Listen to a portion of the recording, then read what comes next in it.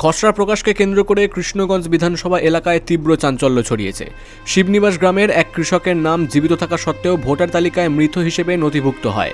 এসআইআরের খসড়া তালিকায় ওই গ্রামের বাসিন্দা নিমাই অধিকারীর নাম মূল ভোটার তালিকা থেকে বাদ পড়েছে এবং নথিতে তাকে মৃত ভোটার বলে উল্লেখ করা হয়েছে।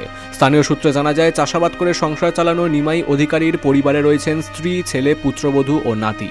সম্প্রতি খসড়া ভোটার তালিকা প্রকাশের পর তিনি লক্ষ্য করেন তার নাম সেখানে নেই।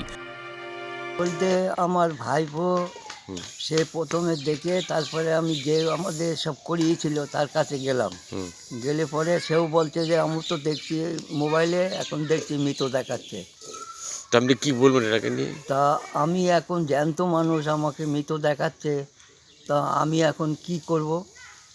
ডেথ সার্টিফিকেট কে দেবে? অঞ্চল দেবে না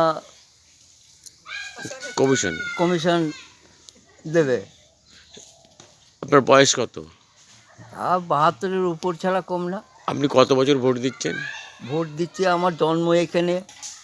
আমি সেই থেকে যখন 18 বছর হয়েছে তারপরের থেকে আমি ভোট দিচ্ছি। তো আজকে আপনাকে মৃত বলছে, আপনার মনের অবস্থা কেমন এখন? মনের অবস্থা তো খুব খারাপ, থেকে থেকে তো সময় ন্যাংরা হয়ে যাচ্ছে। পরবর্তীতে বাদ পড়া ভোটারদের আলাদা আলাদা তালিকা পরীক্ষা করে দেখেন তিনি। তার পাশে মৃত বলে লেখা রয়েছে। বিষয়টি জানতে পেরে তিনি মানসিকভাবে ভেঙে পড়েন।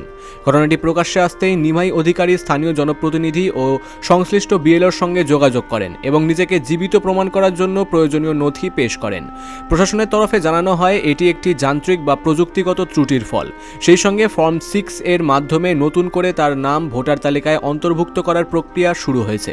প্রশাসন সূত্রে আরও জানা গিয়েছে, শিবনিবাস গ্রামের 101 নম্বর বুথে মোট 72 জন ভোটারের নাম খসড়া তালিকা থেকে বাদ পড়েছে। এর মধ্যে প্রায় 30 জনকে মৃত ভোটার হিসেবে চিহ্নিত করা হয়েছে বলে অভিযোগ। নদিয়ার কৃষ্ণগঞ্জ থেকে অর্ধেন্দু মালাকারের রিপোর্ট, বিগ নিউজ বাংলা।